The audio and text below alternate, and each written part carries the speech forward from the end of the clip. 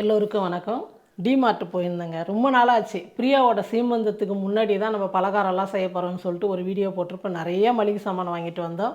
அதோடு இப்போ தான் போகிறேன். இருக்கிறது கொஞ்சம் கொஞ்சம் அட்ஜஸ்ட் பண்ணின்னு வீட்டில் இருக்கிறது கொஞ்சம் அப்படியே இங்கேயே லோக்கல்லே கொஞ்சம் கொஞ்சம் வாங்கிட்டு வந்தோம். ஏன்னா டிமார்ட்டுக்கு போனால் நமக்கு எல்லாமே இப்போ கொண்டு வந்துட்டாங்களா, அதுக்கு முன்னே கம்மியாக இருக்கும் பொருளுங்கள்லாம். மளிகை தான் அதிகமாக இருக்குது. இப்போ துணி அது இது இந்த இப்போ வீட்டு பாத்திரங்க எல்லாமே ஃபுல்லாகவே இருக்கா. எதை பார்க்கலாம் எதை பார்க்கக்கூடாது அப்படின்னு சொல்லிட்டு நமக்கு வாங்கலாம் அப்படின்னு ஆசை போயிடுது. அதே மாதிரி தான் இங்கே தொப்பம்பட்டியில் டிமார்ட்டில் அதுக்கு முன்னே பாதி அளவுக்கு எல்லாமே இருந்தது. இப்போ ஃபுல்லாக முக்கால் பாகம் பார்த்தீங்கன்னா துணிங்க இந்த இதெல்லாமே பாத்திரம் தலைகாணி உரம். போன முறை போனப்போ பெட்ஷீட் 2 தலைகாணி உரம் வாங்கிட்டு வந்தேன். இப்போது அதே மாதிரி தான் போனேன். இதை வாங்கினா அதை வாங்கினா இப்படி தான் தோணுது. காசு ரொம்ப பட்ஜெட் பெருசாக போயிடுது. இந்த முறையும் அப்படி தான் ஆச்சு. நாங்கள் போனது ஒன்றுத்துக்காக இதையும் வாங்கிட்டு அரிசி கிரிசி எல்லாம் எடுத்துன்னு வந்துடலான்னு ஒரு அமௌண்ட் எடுத்துன்னு போனேன்.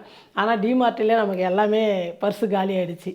சரி என்ன பண்ணுறது, வீட்டுக்கு தான் வாங்கியிருக்கிறோம். ஒன்று வேஸ்ட் ஒன்று எதுவும் வாங்கலை, எல்லாமே வீட்டுக்கு தேவையானது தான். மளிகை பொருள் நான் இந்த மாதிரி வாங்கிட்டால் 2-3 மாதத்துக்கு எனக்கு எல்லாமே அப்படியே இருக்கும். இந்த கொட்டைங்க ஐட்டம் அந்த மாதிரிலாம் அதனால் பெருசாக ஒன்று நம்ம மாதத்துக்கு 2000-3000 கூட 3 மாதத்துக்கு தேவையானது தான் நம்ம ஒரே மாதம் வாங்கிக்கிறேன்னு மனசு கொஞ்சம் தேத்துன்னு சரின்னு வந்துட்டோம்.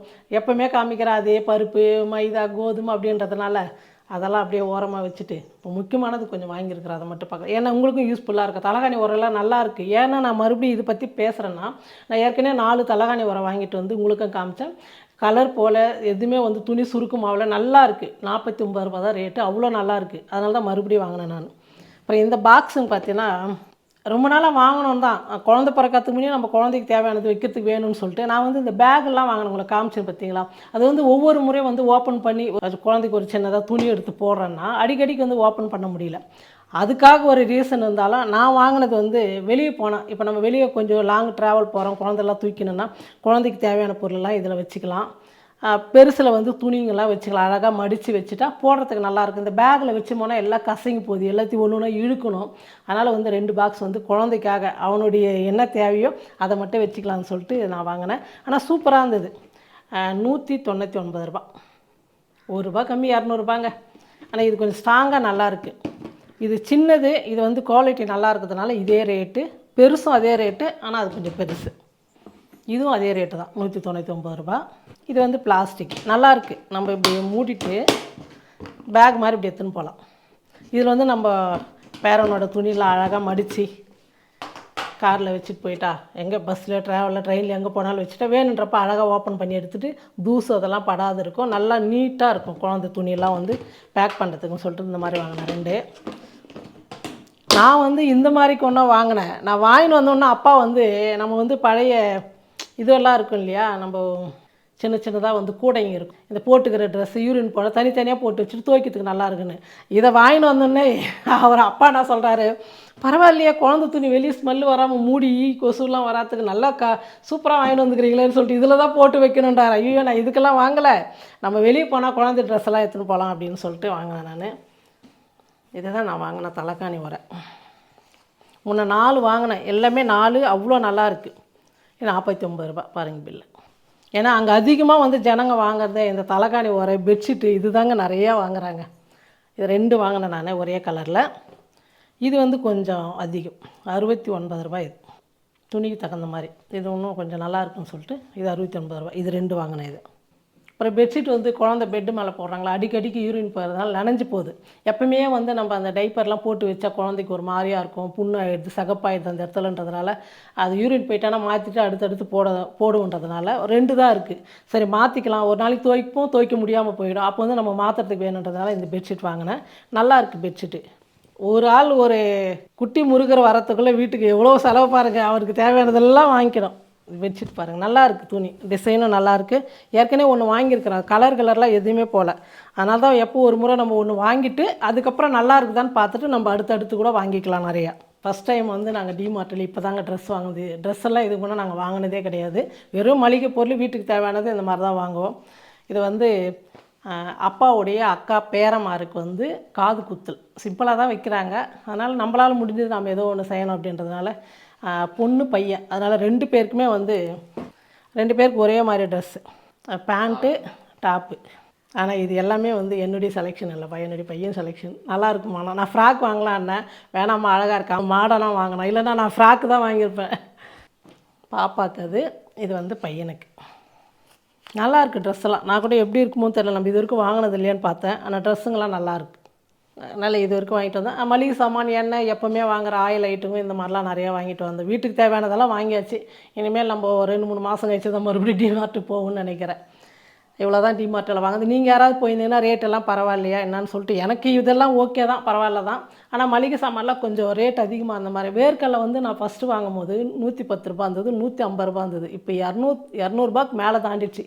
சரியாக தெரில, ஆனால் 200 மேலே வேர்க்கடலை. அவ்வளோ ரேட் அதிகமாக போயிட்டே இருக்குது ரேட்டு. சரி, தேவை எல்லாமே, அதனால் கொஞ்சம் கொஞ்சம் எல்லாம் 1 கிலோ அப்படி வாங்கிட்டு வந்துட்டோம். இப்போ இதெல்லாம் நம்ம பார்த்துட்டோம். இப்போ அடுத்தது வந்து காளான் கிரேவி தான் செய்ய போகிறோம். பிரியாவுக்கு ரொம்ப பிடிக்கும். அதனால் வந்து காளான் கிரேவி செஞ்சிடலாம் அப்படின்னு சொல்லிட்டு காளான் வாங்கிட்டு வந்தோம். நான் வந்து பையன் வீட்டில் இருந்தால், அப்பா வீட்டில் இருந்தால் விலாக் எடுப்பேங்க. ஒரு ஆள் எடுக்கணும் இல்லையா? ஆள் இல்லைன்னா நான் வந்து கேமரா வச்சு எடுத்துக்குவேன். ஏன்னா நம்ம சமைக்கிறது வேஸ்ட்டாக போகக்கூடாது, அடுத்தவங்களுக்கு யூஸ்ஃபுல்லாக இருக்கணுன்றதுனால கேமரா வச்சுட்டு நானே எடுத்துக்குவேன். இதுக்கு வந்து யார் ஹெல்ப்புமே எனக்கு தேவையில்லை. நீங்கள் வந்து பழைய வீடியோ போடுறீங்க, வீடியோவே எடுக்கிறதில்ல அப்படின்னு சொல்லிட்டு சொல்கிறீங்க. ஆள் இல்லைன்னா எல்லாருமே வந்து இங்கே வீட்டுக்குள்ளே இருக்க மாட்டாங்க, ஒரு வேலையாக வெளியே போயிடுவாங்க. அப்போ நான் சமைக்க ஆரம்பிப்பேன். அப்போ அது ஏன் வேஸ்ட்டாக போகிறது அந்த வீடியோ? நம்ம வந்து இது வந்து கேமராவில் தான் நம்ம ஆரம்பத்துலேருந்தே எடுத்து வந்து இப்போ தான் வந்து நம்ம விலாக் எடுக்க ஆரம்பித்தோம். கேமரா வச்சா நீட்டாக சொல்லி கொடுக்கறதுக்கும் எல்லாம் கரெக்டாக இருக்கிறதுனால நம்ம வந்து கேமரா வச்சு தான் வீடியோ எடுக்கிறது. அதனால் வந்து பழைய வீடியோலாம் இல்லை. நிறைய வந்து இடையில் வந்து நம்ம இந்த மாதிரி ஒரு 5 நிமிஷம் விலாக் எடுத்துகிட்டு அவங்க வேலையாக போயிடுவாங்க. அப்போ வந்து நான் கேமரா வச்சு சமையல் வந்து நிறைய பேர் சொல்லுவாங்க, சமையல் சேனல் ஆரம்பித்து நீங்கள் என்ன விலாகாக போகிறீங்கன்னாங்க. அவங்களுக்கு நான் பதில் சொல்லணும்னு சொல்லிட்டு சமையல் எடுப்பேன். சில பேர் என்ன சமையலே போடுறீங்க, இப்போ போன வீடியோவில் கூட கேட்டிருந்தாங்க, என்ன சமையலே போடுறீங்கன்னாங்க. நான் சமையல் போட்டோமா இல்லை விலாக் போட்டோமான்னு சொல்லிட்டு மாறி மாறி நீங்களே கன்ஃபியூஸ் ஆகி கேள்வி கேட்குறீங்களா? அதனால் நம்ம விலாகும் எடுத்துருவோம், சமையலும் கேமரா வச்சுட்டு நீட்டாக சொல்லி கொடுத்துருவோம். அப்படின்றதெல்லாம் ரெண்டுமே தான் எடுக்கிறோம். அதனால் வந்து சமையலும் எடுப்போம், விலாகும் எடுப்போம், 2 கலந்து தான் மலரம்மா சமையல். இப்போ நமக்கு வந்து டைம் ஆகுது. காளான் வச்சு ஒரு கிரேவி சூப்பராக செய்யலாம் வாங்க. ஒரு 3 ஸ்பூன் எண்ணெய் சேர்த்துக்கலாம். சின்னதாக ஒரு துண்டு பட்டை, 3 லவங்கம், ஒரு அன்னாச்சிப்பூ, ஒரு 1/4 ஸ்பூன் சீரகம், ஒரு 2 பெரிய வெங்காயம் வந்து பொடியாக வந்து கட் பண்ணி எடுத்துக்கிட்டேன். இந்த வெங்காயம் சேர்த்துக்கலாம்.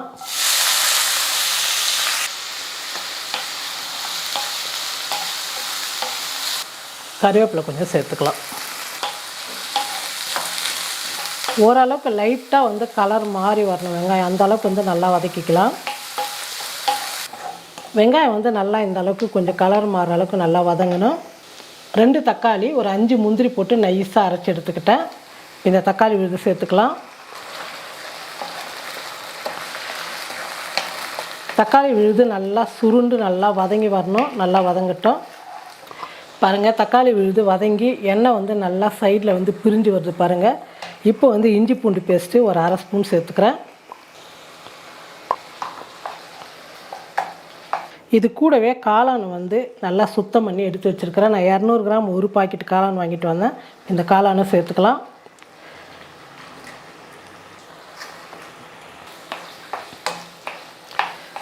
ஸ்டவ் கம்மியாக வச்சுட்டு ஒரு 2 நிமிஷத்துக்கு வந்து இந்த காளான், தக்காளி விழுது எல்லாம் சேர்ந்து நல்லா வதங்கணும். காளான், தக்காளி விழுதெல்லாம் நல்லா வதங்கிடுச்சு. இப்போ நம்ம மசாலா சேர்த்துக்கலாம். மிளகாத்தூள் 1/2 ஸ்பூன், கரம் மசாலா 1/4 டீஸ்பூன், தனியாத்தூள் 1/2 ஸ்பூன், மஞ்சள் தூள் கொஞ்சம், தேவையான அளவுக்கு உப்பு சேர்த்துக்கலாம். மசாலாலாம் சேர்த்து நல்லா 1 நிமிஷத்துக்கு வந்து நல்லா வதங்கட்டும். மசாலாலாம் நல்லா வதங்கிடுச்சு. இப்போ தேவையான அளவுக்கு வந்து நம்ம தண்ணி சேர்த்துக்கலாம்.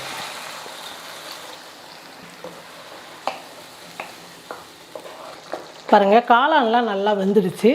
இப்போ நான் கடைசியாக வந்து ஒரு 2 துண்டு தேங்காய் மட்டும் அரைச்சி தேங்காய் பால் எடுத்துக்கிட்டேன். இந்த தேங்காய் பால் சேர்த்துக்கலாம். தேங்காய் பால் சேர்த்ததுக்கப்புறம் ஒரு 2 நிமிஷம் மட்டும் கொதிக்கும். பாருங்கள், சூப்பரான ஒரு காளான் கிரேவி ரெடி ஆகிடுச்சு. இது இட்லி, தோசை, சப்பாத்தி எல்லாத்துக்குமே நல்லாயிருக்கும். நான் வந்து சாதத்துக்கு தான் செஞ்சுருக்கிறேன். கொத்தமல்லி தூவிட்டு ஸ்டவ் ஆஃப் பண்ணிடலாம். ஒரு அருமையான காளான் கிரேவி ரெடி.